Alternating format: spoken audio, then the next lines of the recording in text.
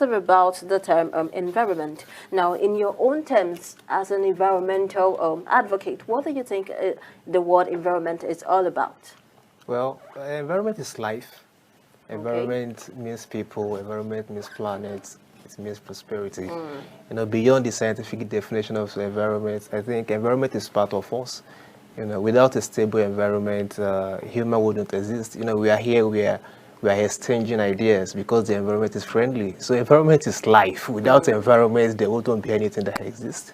Okay. So, Now, still proceeding further, it's been said that the environment constitutes the general makeup of an individual. And in this part of the world, you and I know that we treat our society, our environment with kid gloves. And why is it so?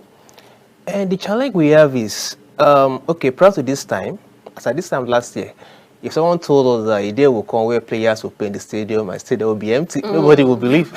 So I think it's part of human lifestyle, where we have things on our hands we don't normally check on how to protect that thing until we start losing that thing. So everybody is displaying a kind of nonchalant attitude towards the environment. Well, I will keep shouting as an environmental advocate, but I pray the time does not come where things will go this way. The way pandemic is stressing us presently. The awareness is low, and people don't really care for it, unfortunately. Okay.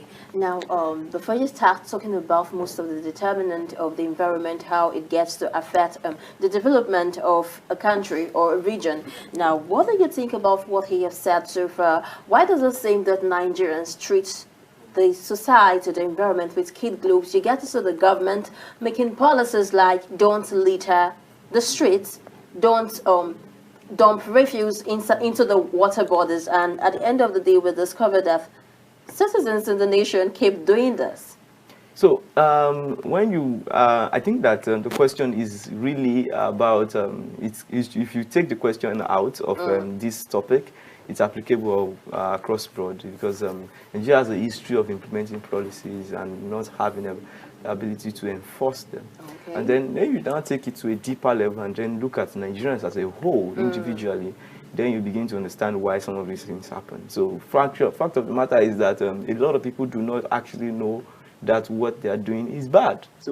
So for example, if you put it to that page, for that perspective, that okay, I think I was watching a documentary on Twitter yesterday about a German lady who came to Nigeria and said that Nigerians were eating gas crota, what regular Yoruba people call the eran igbe, and that they were endangering the species of these people, and that even though government policies were available, and that people really didn't care. So now, the truth of the matter is that as a Nigerian, as I was watching the video, I'll be very honest with you. The first thing that came to my mind is that these people have come for our again.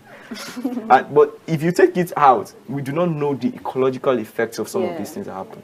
You don't know how it affects the planting season. So, for example, now before you proceed, what's the ecological effect of that? I want to give an example. Okay. So let's say that